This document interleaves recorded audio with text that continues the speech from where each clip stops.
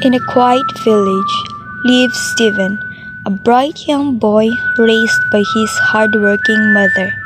Life was never easy. They didn't have gadgets, they didn't have much. But Steven had something special, a mind that refused to give up.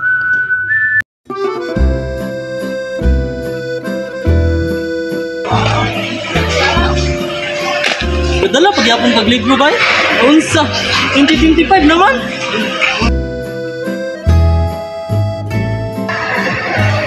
Uy, Steven! Kasubay ka kasi nga pagbasa ko rin ko? Manang may cellphone? Malang may cellphone, natin, sa libo karong. Ato pa nga boy, takay ka, hindi ka nagamit ng cellphone. Ha, nasa ka boy? Mark, dili mo lang siya cellphone. Hindi siya makatuon, kaya pagkakot sa pagtuon kay libro man. Wala, mga kabalo nga siya, ang first owner sa tong room. Dili ba yalalim na po rin? Eskwela o tarong, bahala ko yung cellphone, ay na may libro nga magamit ng matunan. Ganda, wala na nagamit ng cellphones. Buinas ka na boy. Sakto mo na Mark, kaya ko yung kumaki. Ginanan, natakwan ka. Kaya wala ka cellphone? Ako, na ako cellphone, pero okay ra, kay laptop ko. Kung Steven, nakakawalan ka diri. Wala ba ito yung libro mo ba? Ikaw na ako yung libro mo. Ako ang naghitit mo ng kapatid.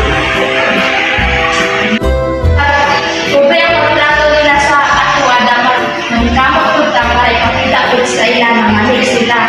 Okay, dapat nangkamot lang ka lang kay para kung sa iyong mama o sa iyong papa, para makita ko din mo na nangkamot ka. Good morning, everyone. Good morning!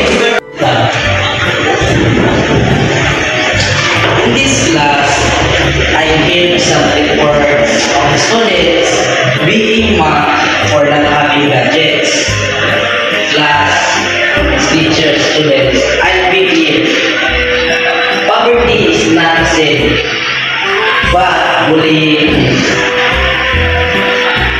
And then, you don't need to have everything to be someone, okay? Scarcity will take your resources, but it should never take your dignity. Thank you. I'm so sorry for last time. Sorry, Steph. Huwag ka sa mga kapasok. Upload din activity.